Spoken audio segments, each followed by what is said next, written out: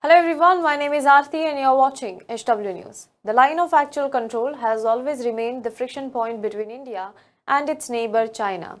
Now in June 2020, the Indian and Chinese soldiers clashed in Ladakh's Galwan Valley that resulted in the death of 20 Indian soldiers and 4 Chinese soldiers as per their number.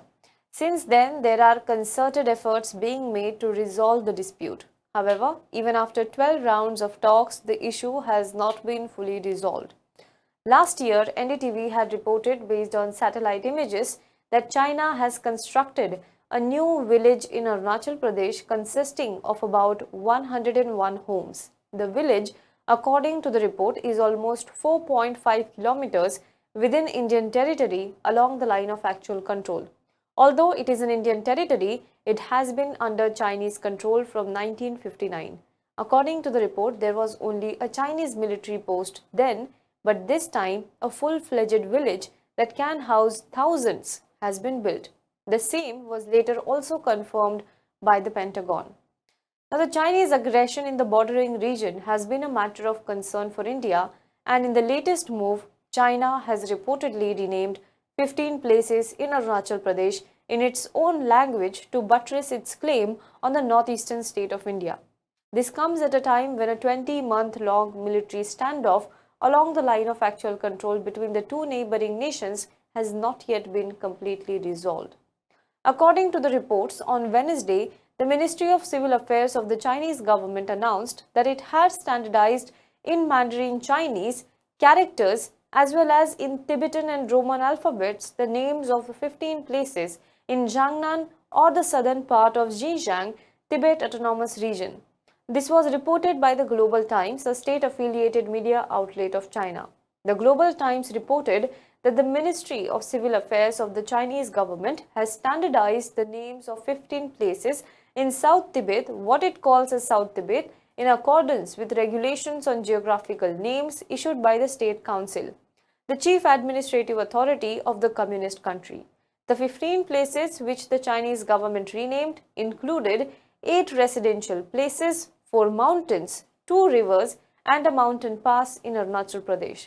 Beijing claims 90,000 square kilometers of area in Arunachal Pradesh of India as part of the territory of China and calls it Jiangnan or South Tibet. This is not the first time when China made territorial claims over Arunachal Pradesh. Almost 4.5 years ago in 2017, China had tried to rename 6 places in the northeastern state of India. India, however, dismissed the move. The Global Times in its report quoted the spokesperson of the Chinese government's Ministry of Foreign Affairs saying in February 2020 that China had never recognized Arunachal Pradesh as a part of the territory of India. It also quoted Lian Jiangmin, an expert with the China Tibetology Research Center in Beijing, stating that the Chinese government had exercised its sovereign right and made a legitimate move to standardize the names of 15 places in South Tibet. Now, India reacted strongly to Beijing's latest move and said that the entire state of Arunachal Pradesh is an integral part of India. India dismissed China's move and said such actions will not alter the region's status as an integral part of the country. External Affairs Ministry spokesperson Arindam Bagchi referred to China's move of renaming the places in Arunachal Pradesh in its own language and said that we have seen such reports. This is not the first time China has attempted such a renaming of places in the state of Arunachal Pradesh. China had also sought to assign such names in April 2017. He further said that Arunachal Pradesh has always been and will always be an integral part of India. Assigning invented names to place in Arunachal Pradesh does not alter this fact. As I said, the soldiers of the Indian Army and the Chinese People's Liberation Army are at present engaged in a standoff along the line of actual control, the de facto boundary between the two nations in eastern Ladakh. Though the two sides mutually have withdrawn frontline troops from northern and southern banks of Pangong Tso in February and from Gogra Post in August last year, they could not yet agree on disengagement in other remaining face-off points along the line of actual control. The recent incursion attempts by the Chinese PLA soldiers in Uttarakhand and Arunachal Pradesh fueled speculations about the possibility of the standoff along the line of actual control in the western sector spreading to the middle and eastern sectors as well. Now the question is, why is China's move to rename 15 places in Arunachal Pradesh is so worrisome? The answer is China's new land border law.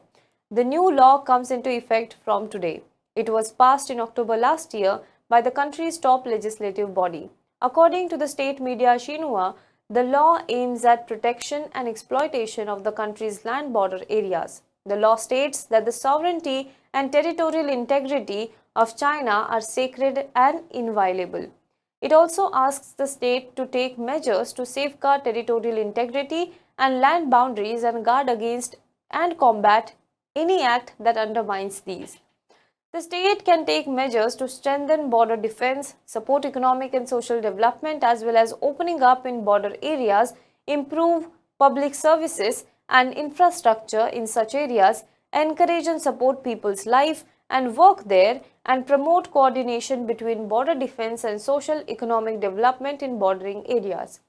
In effect, this suggests a push to settle civilians in the border areas. However, the law also asks the state to follow the principles of equality, mutual trust, and friendly consultation, handle land border related affairs with neighboring countries through negotiations to properly resolve disputes and long-standing border issues. Now, this is what the Xinhua news agency reported. Well, the law is not specifically meant for the border with India. However, the 3,488-kilometer long boundary remains disputed, and some experts feel it could create further hurdles in the resolution of the 17-month-long military standoff between India and China. What effect will the law have on the future course of not only the military standoff but also the border dispute between the two countries remains to be seen.